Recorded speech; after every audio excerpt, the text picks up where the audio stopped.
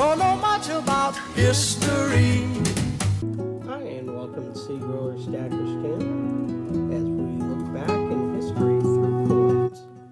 Today I want to talk about something that happened in 1874.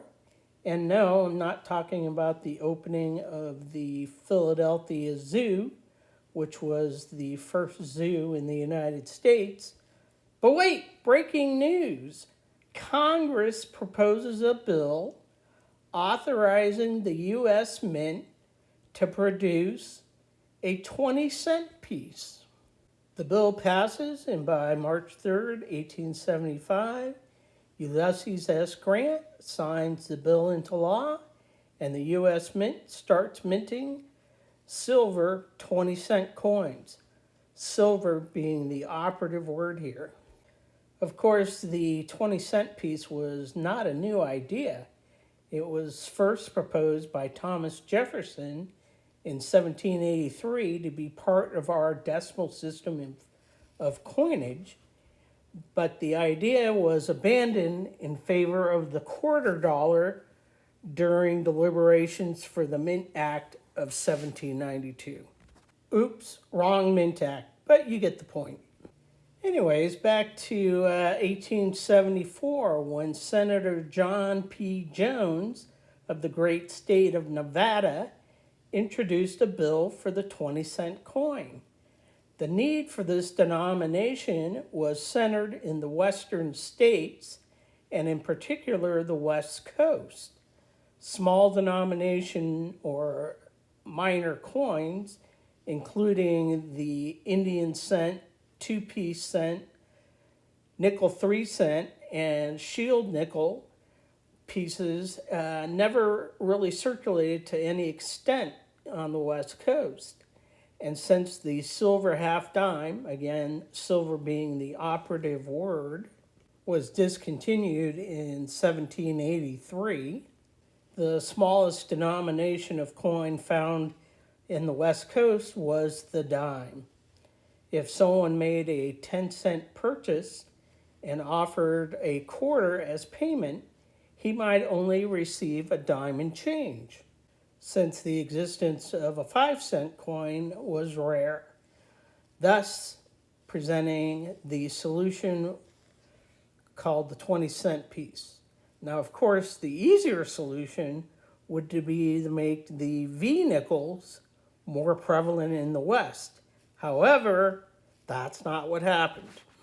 Now, I'm not saying our senator from Nevada had dubious motives, but I do think history has shown that there's some advantages to the 20-cent piece that the nickel didn't have. As far as Senator Jones was concerned, anyway.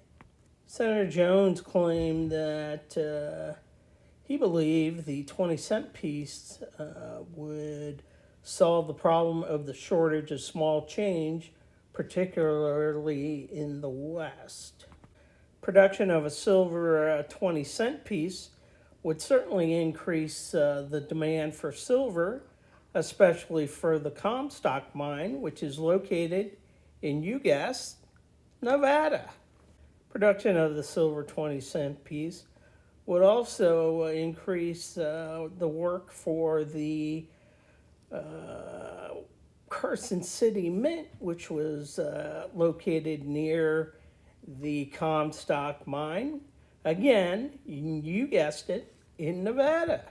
Win-win.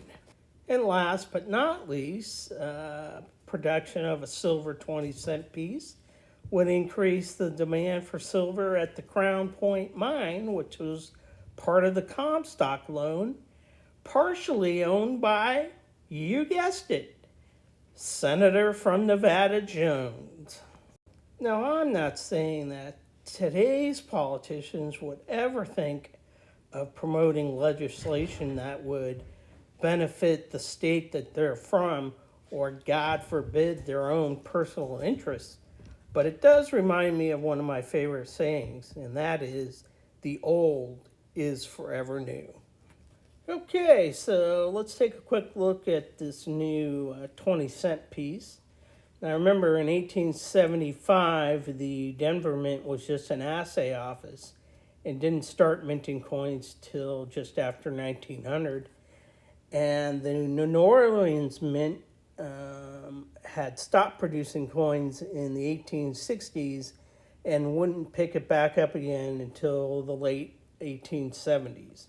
So as you can see here, the Philadelphia Mint produced just close to 37,000 20-cent pieces, where the Carson City Mint minted just over 133,000, and the San Francisco Mint, bearing most of the burden, produced just over 1.1 million 20-cent pieces.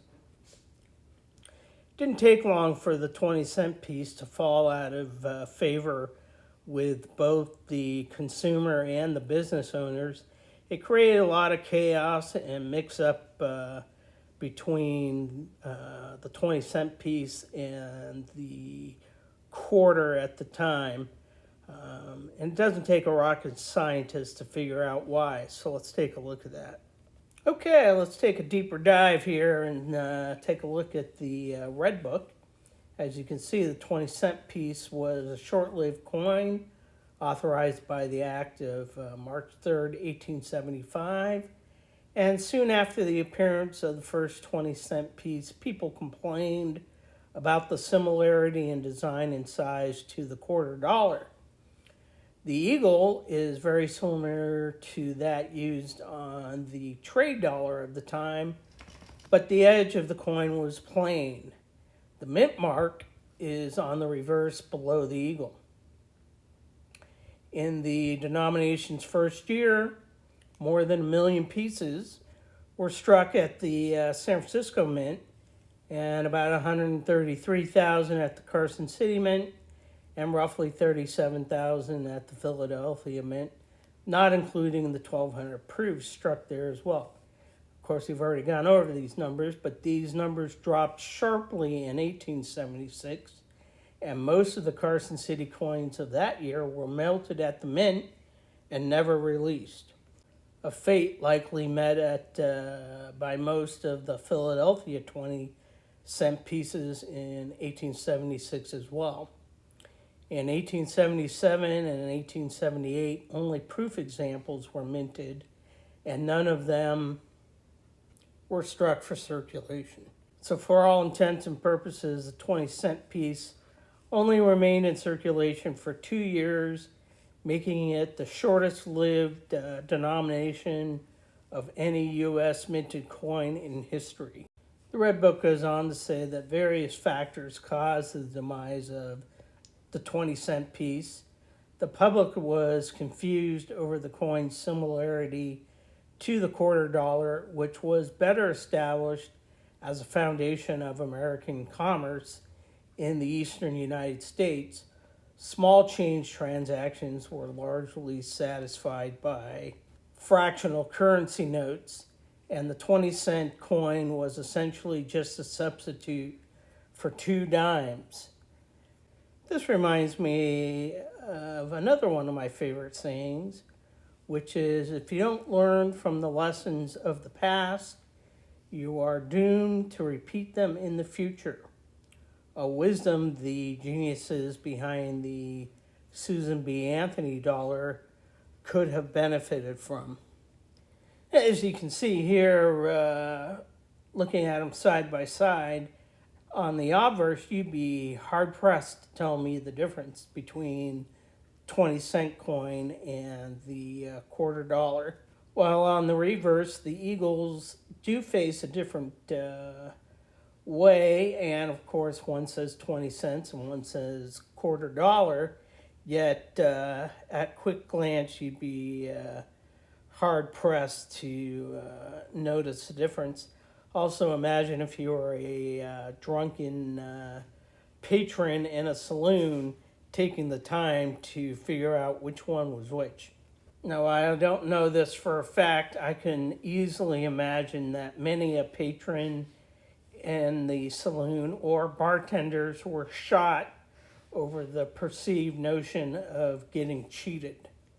Okay, let's take a quick look at the weight and diameter of each coin. As you can see here, the 20-cent coin had a diameter of 22 millimeters and a weight of 5 grams.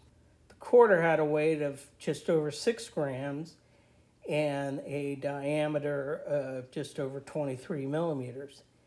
You'd be hard-pressed to tell me that an average person would be able to tell the difference unless they had both coins in their hands and intently looked at them to tell the difference.